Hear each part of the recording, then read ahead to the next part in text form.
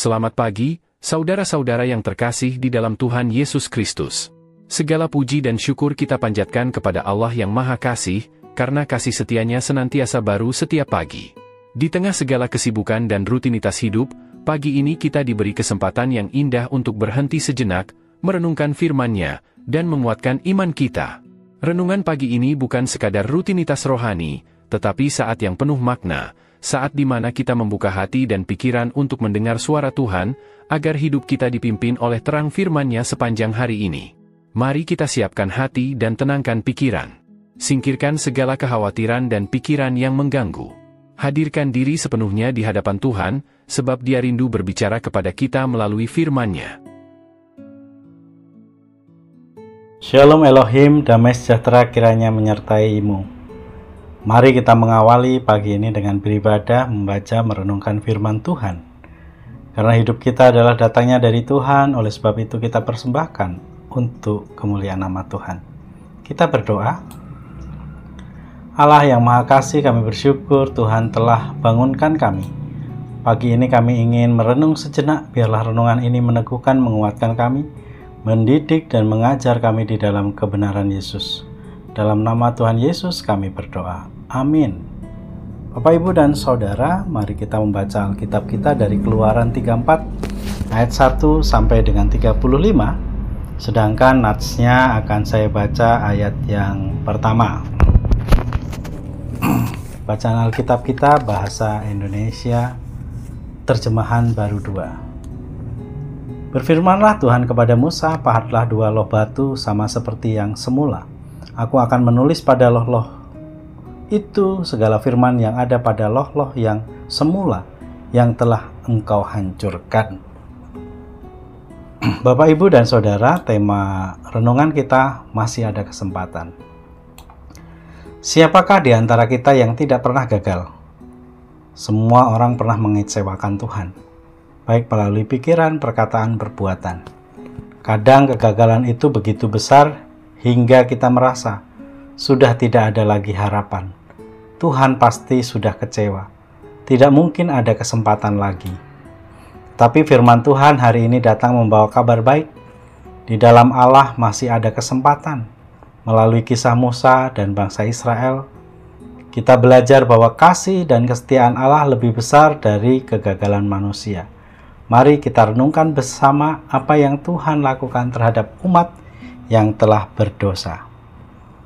Saudaraku yang terkasih, perikop ini terjadi setelah kegagalan bangsa Israel. Mereka baru saja keluar dari Mesir dengan kuasa Tuhan yang begitu dahsyat.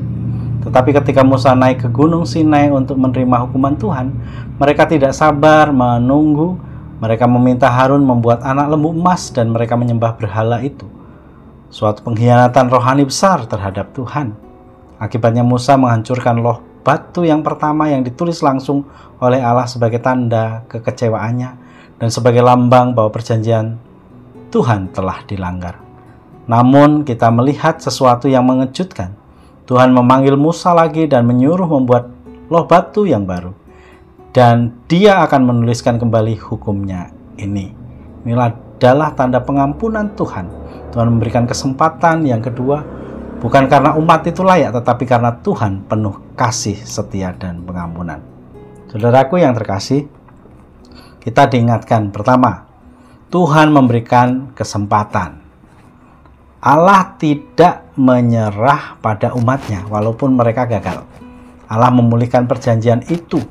Ia tetap menyatakan diri sebagai Tuhan, pengasih, penyayang, panjang sabar, dan berlimpah kasih setia. Yang kedua, perjumpaan dengan Tuhan mengubah hidup. Bahwa persekutuan Musa dengan Tuhan bukan hanya membuat dia menerima hukuman, tetapi mengubah dirinya secara pribadi. Wajahnya bersinar, bukan karena ia mencari kemuliaan itu, tetapi karena ia begitu dekat dengan Allah. Dan berikutnya, pemulihan membawa tanggung jawab. Setelah Musa dipulihkan dan menerima kembali hukum Tuhan, ia kembali ke umat dan mengerjakan firman Tuhan mengajarkan firman Tuhan kepada mereka. Ia tidak menyembunyikan pengalaman rohaninya.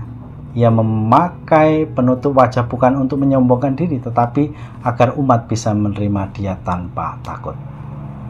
Saudaraku yang terkasih, inilah kehidupan kita. Mungkin kita pernah gagal, jatuh dalam dosa, meninggalkan pelayanan, mengecewakan keluarga, tetapi selama ini Tuhan masih memberikan kesempatan. Dia rindu memulihkan dan menuliskan ulang kasih-Nya dalam hidup kita.